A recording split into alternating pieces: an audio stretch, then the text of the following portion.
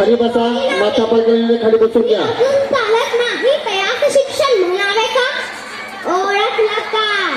होय, म्या सावित्री ज्योतिराव फुले, सातारा जिल्ह्यातील खंडाळा तालुक्यातील नायगावच्या खंडोजी निवासे पाटलांची मी कन्या. अवघ्या 9व्या वर्षी ज्योतिराव फुले यांच्या सोबत माझं लग्न झालं. आणि हळूहळू मला कळायला लागलं की ज्या माणसाशी माझं लग्न झालंय तो माणूस एक साधारण माणूस नाही, ते या जगाला ऊर्जा देणारे एक क्रांती सूर्यच होते. त्या काळी बायांना उमरा ओलांडण्याची पद्धत नव्हती. बाईच्या जातीने कसं आपण भलं, आपलं घर भलं आणि घरातली माणसं, स्त्री पुरुष उच्च नीच असा लय भेदभाव होता. पण त्या सर्वांवर एकच उपाय होता, तो म्हणजे शिक्षण. शिक्षणाचा ध्यासा एकच खूण ज्योतिरावांच्या मनात होता. एकदा ज्योतिराव शिक्षणाचा प्रसार करत असताना फरान नावाच्या ब्रिटिश मॅडम त्यांना म्हणाल्या, मिस्टर फुले, तुम्हाला शिक्षणाचा प्रसार करायचा आहे ना, तो educated woman first, because if woman educated the house educated. पण तुम्ही मानता वुमनला घराच्या बाहेर पडू देत नाही. सो बॅड मिस्टर फुले. झालं आणि ते माझ्याकडे पाटी पेन्सिल घेऊन आणि मला म्हणाले, सावित्री, आजपासून मी तुला शिकवणार. झालं, सुरू झाला माझा अभ्यास. काना, मात्रा, वेलांटी, उकार, आकार, बेके बे, बेदविचार, बेट्रिक 6. शिक्षणाचा एकच ध्यास. मी लिहायला शिकले, मी वाचायला शिकले आणि मी काव्यही रचू लागले. अशातच 1 जानेवारी, होय 1 जानेवारी शनिवारी 1848 साली पुण्यातील भिडेवाडा येथे आम्ही पहिली शाळा सुरू केली आणि मी पहिली शिक्षिका आणि मुख्याध्यापिका सुद्धा. शेळपटासारखं जगला तर काम तमाम होईल, पण जर वाघासारखं जगला तर ना होईल. पण धर्माचं मात्र, पण समाजाचं मात्र धर्म बुडाला. अशी समाजाची कोलिकोई चालू होती.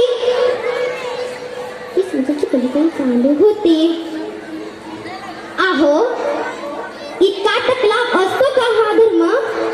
अहो, शाळेत जाताना दगड फेकला मी सहन केलं, शेण फेकलं मी सहन केलं, थुकले तरी मी सहन केलं.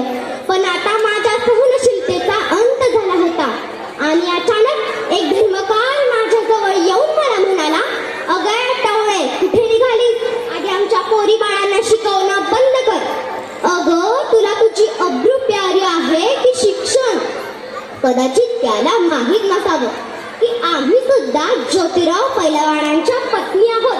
अशी एक घेतली आणि कणकण त्याच्या कानाखाली लगावली आणि सुनावलं, आज आलाय थोबाड फुटलंय, पण जर पुन्हा आलास ना तर तुझ्या रक्तानं ही गिरती रंगवी. स्त्री कोणत्याही जातीची किंवा धर्माची असो, ती नेहमी त्यात बळी पडत आलेली आहे. अहो, जर एखाद्या स्त्रीचा नवरा मरला तर तिने काय सती व्हायचं? अहो, जर आपला नवरा मरला तर तिचा काय दोष? आणि यासाठीच आम्ही एक काम केलं. इंग्रज सरकारने सतीबंदी प्रथा सुरू केली. आणि यानंतर विधवाबाई काशीबाई यांचा मुलगा म्हणजे यशवंता याला आम्ही दत्तक घेतले. त्याच्या तुरु धोण्याने आमचं अंगण कसं भरून जायचं. त्याला वाढवलं, मोठं केलं आणि त्याला डॉक्टर सुद्धा केलं. आणि यानंतर पुण्यात प्लेगची साथ पसरली. लोक पटापटा मरू लागले आणि तेव्हा मी यशवंताला सांगितले, यशवंता, आपल्याला हॉस्पिटल उभा करायचे आहे. यशवंताने हॉस्पिटल सुद्धा उभारलं आणि तेव्हा मी हॉस्पिटलमध्ये रुग्णांचा उपचार करत होतो. आणि हा रोग संसर्गजन्य रोग असल्याने हा रोग मलाही होणार होता. पण मुळीच त्या समाजासाठी जगलो आणि जर याच समाजासाठी मरणपट करावी लागली तर मरणा. तुझे स्वागत आहे. अहो, सावित्रीची सावित्री बाई झाली, सावित्रीबाईची सावित्री माय झाली. आणि बघता बघता आमच्या 18 शाळा झाल्या. सतीबंदी प्रथा, केशवपण या सर्वांवर आम्ही मात केली. पण आनंद होता तो आयाबाया शिकण्याचा. म्हणून मुलींना वाचवा, मुलींना शिकवा आणि या देशाची साक्षरता वाढवा.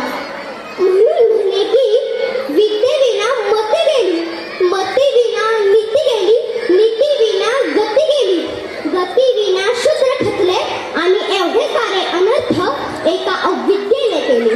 कारण जर एक मुलगा शिकला ना तर तो एकटाच शहाणा होतो का? जर एक मुलगा शिकला ना तर तो एकटाच शहाणा होतो. पण जर एक मुलगी शिकली ना तर ती संपूर्ण घराण्याला शहाणं करते. म्हणून मुलींना शिकवा आणि या देशाची साक्षरता वाढवा. धन्यवाद.